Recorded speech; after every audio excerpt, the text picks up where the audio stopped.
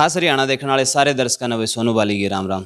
इस समय ऐलनाबाद में हाँ, और ऐलनाबाद में जो चुनावी जंग है वो शुरू हो चुकी है और हमारे साथ में इनेलो से कर्ण सिंह चौटाला जी हैं, कुछ बातें करेंगे। राम राम जी। राम राम भाई। तो इस समय माहौल कैसा चल रहा है ऐलनाबाद में? बहुत अच्छा माहौल है, जहाँ कहीं लोगों के बीच में जा रहे हैं, बुजुर्गों का आशीर्वाद, भाइयों का साथ मिल रहा है और बड़ा ज़ोर शोर से इस बात को लेकर के चर्चा है कि भाई आपने जो हमारे लिए त्याग दिया था उतना ही अब आपके लिए हम अपना साथ निभाएंगे। लेकिन जो आपके विपक्ष में बैठे हैं, जो इस समय विरोधी पार्टियां हैं, वो कह रही हैं कि जब इस्तीफा दिया था तो दोबारा आने का मतलब नहीं बना था, किसी और को लेकर आते। उस टाइम जो हमारे को मैंडेट मिला था, उस टाइम जो मुद्दे थे, उस जब तक किसानी का मुद्दा ग्राउंड पे था नहीं, और उस टाइम जब चुनाव हुए थे वो एक जनरल इलेक्शन था।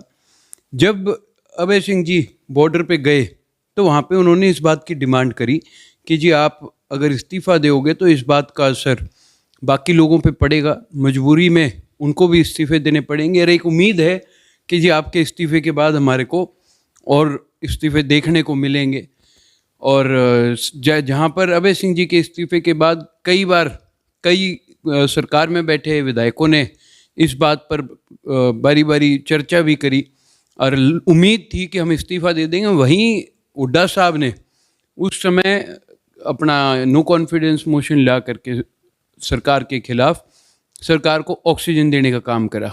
ये तो जब करना चाहिए था जब आपको ये पता था कि आपके नंबर्स एग्जैक्ट 46 से ऊपर हैं। जब आप 31 विधायक हो, आप ये मोशन ला ही क्यों रहे हो? तो उन्होंने ऑक्सीजन दे दी, इससे बाकी के जो विधायक थे वो पीछे आ गए। अगर उस टाइम कांग्रेस के विधायक हमारे साथ इस्तीफ़ा दे देते, सिर्फ हरियाणा प्रदेश नहीं, उसके अलावा यूपी, पंजाब, राजस्थान, इन स्टेट्स में भी इस बात का असर पड़ता, मिड टर्म पोल होते। और जो लोग आज ये कह रहे हैं इस इस्तीफे का फ़र्क क्या है, इस इस्तीफे का ये फ़र्क है आप लोग अपने दफ्तरों में बैठे थे, अपनी आलीशान कोठियों में बैठे थे, इस इस्तीफे की वजह से आज जनता के बीच में आना पड़ रहा है, नहीं आना पड़ रहा? तो इस बात का जवाब दो ना। ये तो इस बात का जवाब तो देते नहीं कि भाई अब हमारी मजबूरी होगी जनता के बीच में आनी। क्यों आ रहे हैं आज? इस इस्तीफे की वजह से आना पड़ रहा है इनको, नहीं तो ये तो अपने दफ्तरों में बैठे थे। ये चुनाव ना होता तो ऐलनाबाद के अंदर आज सारी बीजेपी, सारी जेजेपी और सारी कांग्रेस क्यों आई बैठी है? बीजेपी का कहना है कि जो विरोध हो रहा है, अप्रत्यक्ष या प्रत्यक्ष रूप से आरोप लगाए जाने लगे, नहीं वो इनेलो के लोग हैं जो यहाँ पे विरोध कर रहे हैं, जबकि यहाँ पे ऐलनाबाद के अंदर किसानों का इतना प्रभाव वो नहीं बता रहे हैं। ये तो इनको तालिबानी भी कह देंगे थोड़े दिनों में। करनाल में जो हादसा हुआ था, पहले इन्होंने मना कर दिया था ना कि ये तो किसान नहीं है, ये तो वैसे ही जनता इकट्ठी होगी और लोक दल के लोग हैं। लेकिन जब वो किसान लठ लेके खड़े हुए, जब माननी पड़ी कि ये किसान है। तो इस समय कांग्रेस भी किसानी का जो मुद्दा लेकर मैदान में उतरी है कि सचेत सीएम है, जबकि अभय सिंह चौटाला जी ने इस्तीफा किसानों के लिए दिया था। तो अब कंपेयर करें कि किसने ज़्यादा किसानों के लिए कार्य किया है। देखिए, मेरे को कहने की जरूरत नहीं है, ये आप जनता के बीच में जाओगे, ऐलनाबाद के जनता से आप मिलोगे, तब आपको पता लग जाएगा कि यहाँ पे आज जो बंजर ज़मीन हुआ करती थी, टिब्बे हुआ करते थे, यहाँ पे आज जब ये धान की फसल हो रही है तो ये किसकी देन है? ये जननायक चौधरी देवीलाल जी की सोच थी। चौटाला साहब ने उसके ऊपर मोहर लगाने का काम किया था।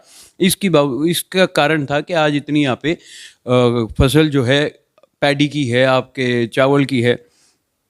तो कहीं ना कहीं जब सरकार में बैठे हुए लोगों से हमने बात की है, इंटरव्यू किए हैं, तो उन्होंने आरोप लगाए हैं कि यहाँ पे बहुत सारा एरिया सेम का है और बहुत सारा एरिया ऐसा है जहाँ पर पानी मोल लेकर पीना पड़ा है, और उसके साथ साथ सड़कें की व्यवस्था भी कुछ खास नहीं है, और परिवहन की जो समस्या है वो भी दुरुस्त करने के लिए अभय सिंह चौटाला ने कभी आवाज़ नहीं उठाई। अभय सिंह चौटाला ने तो हमेशा आवाज़ उठाई। आज इनको इस बात की चिंता हो रही है, 7 साल से ये सरकार में बैठे हैं, 10 साल पहले कांग्रेस सरकार में रही, तो कर देते ना दूर। जब इनको इस बात का एहसास है कि यहाँ पे ये दिक्कतें हैं, तो चुनाव में आके इस बात की चर्चा क्यों कर रहे हैं? मेरे आमने सामने बिठा लो, इनकी तो मैं पोल पट्टी वहीं खोल दूंगा सारी। ये सिर्फ बात करने वाले लोग हैं। अगर असल मायने में काम करें तो आप जनता में जाओ, आपको जनता जवाब दे देगी कि यहाँ पे सही मायने में काम किसने करे। तो यहाँ पर पहले गठबंधन की सरकार थी, उसके बाद में एक और पार्टी से इसमें विलय हुआ और एक कैंडिडेट उतारा गया। इनका मानना है कि जो पहले अभय सिंह चौटाला या इनेलो का गढ़ माना जाता था ऐलनाबाद, उसको तोड़ने के लिए ऐसी स्ट्रैटेजी बनाई गई है। तो क्या ये गढ़ वाकई में तोड़ पाओ? भाई वो उसका जवाब तो वही दे देंगे। कोशिश वो कर रहे हैं। और ये चुनाव कोई अभय सिंह जी का चुनाव नहीं है, ये इंडियन नेशनल लोकदल का चुनाव नहीं है, ये जनता का चुनाव है और इन लोगों का फैसला जनता करेगी।